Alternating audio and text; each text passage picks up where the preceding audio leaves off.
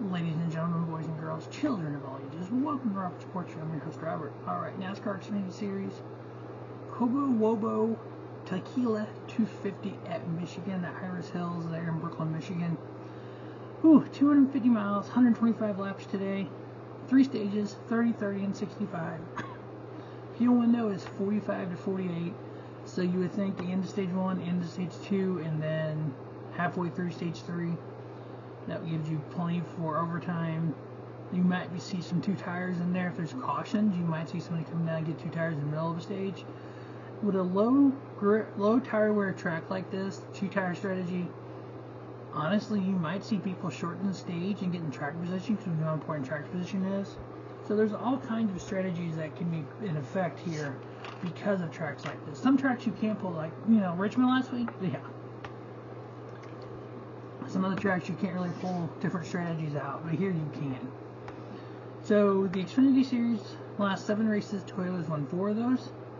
Last year, stage 1 was Noah Gragson, Justin Allgaier, Sammy Smith, AJ Allmendinger, Ty Gibbs. Stage 2 was Noah Gragson, AJ Allmendinger, Josh Berry, Landon Castle, Ryan Sieg. The top 10 in the race was Ty Gibbs, Justin Allgaier, Noah Gragson, Brandon Jones. That's interesting. Noah Gragson and Brandon Jones were both in the top 5. The fact that Brandon Jones replaced Noah Gragson in the 9, but they're not running that well this year, so it's like, is this a track they can bounce back, maybe get a good win and get some points, or get a good finish and get some points, or even get that win, get in the playoffs? Austin Hill 5th, Josh Berry, AJ Allmendinger, Daniel Hemrick, Riley Herbst, Landon Castle. If you look at just the last couple races at Michigan for the Xfinity Series, Brandon Jones 3.0 average finish, Justin Allgaier 4.0, Josh Berry 5.0, Austin Hill finished 5th in his only race. Ty Gibbs in 2 races, 7.0 average finish with a win, and he is in this race for today. And so with him in this race today, we also have Ross Chastain in the 10 for Colic Racing. That could be very interesting. He used to drive for Colic back in the day, and when I say back in the day, I'm talking like 2020. So in the Xfinity Series, he drove for Colic in 2019 and then a full season in 2020. In that season in 2020, he had no wins, but he finished 7th in points. So he's really ran well in their cars. So we know Ross Chastain can get it done in the Xfinity Series. He does have a win in the Chip Ganassi car. A lot of people have wins in the Chip Ganassi cars. See who else is in this one.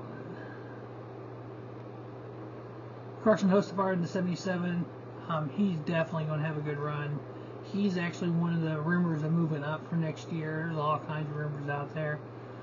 So if you look at the low tire wear tracks, so in the what they call low tire wear tracks, which is Charlotte, Kansas, Vegas, and Michigan, Justin Allgaier 3.1 average finish with a win, Josh Berry 5.5 with 2 wins, Chandler Smith 8.0, Cole Custer 8.8, John Hunter 11.0, Sammy Smith 10.0, Daniel Suarez 10.2, or Daniel Hemrick, 10.2. Now, if you look at this race 1 year ago, the average running position throughout the day, Ty Gibbs 3.88, Justin Allgaier 4.14, Noah Gragson 4.22, AJ Allmendinger 5.04. Sammy Smith 6.31, Brandon Jones 6.77, Austin Hill 7.26. Michigan, yes, it's its own bird, but it's also the other 2 mile was California Auto Club Speedway. But Kansas can also be looked at like a mini Michigan.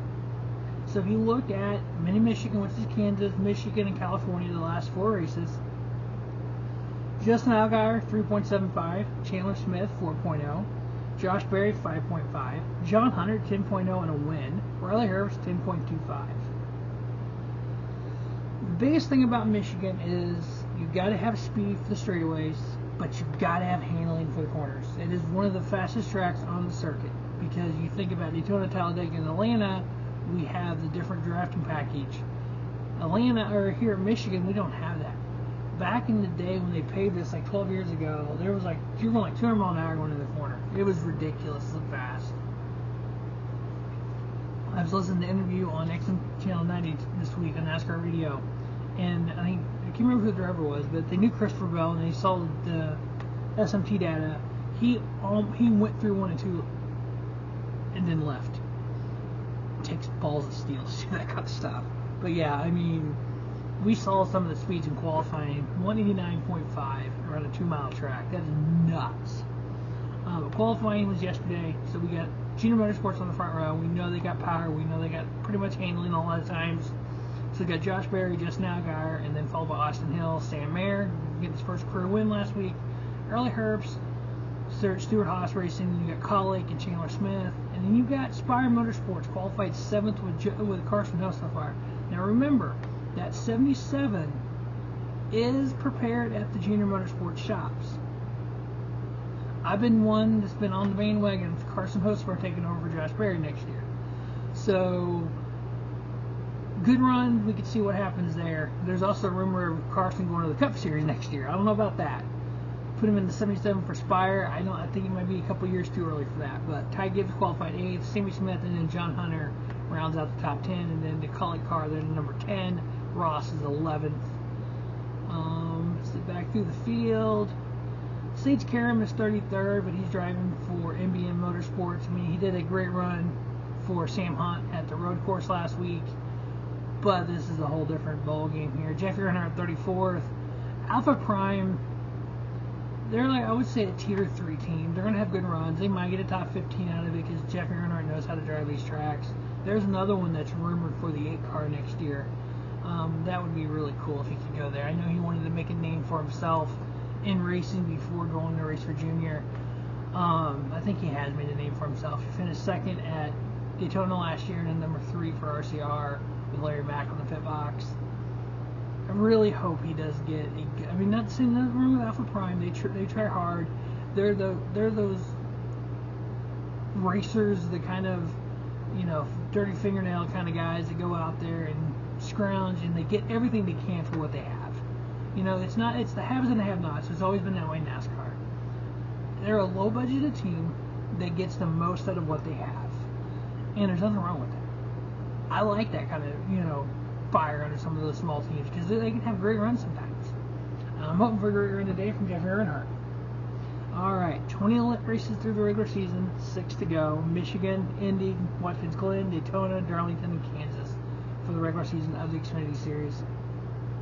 We have 8 unique winners that are qualified for the playoffs. And what that means is you have to run full-time in the Xfinity Series for points. You have to win a race and attempt to qualify for all races.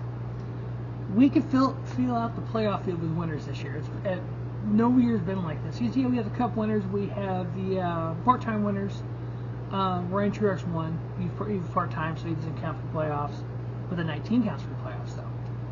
But yeah, it's a very unique year. So we have Austin Hill and John Hunter, 1-2 at 4 wins.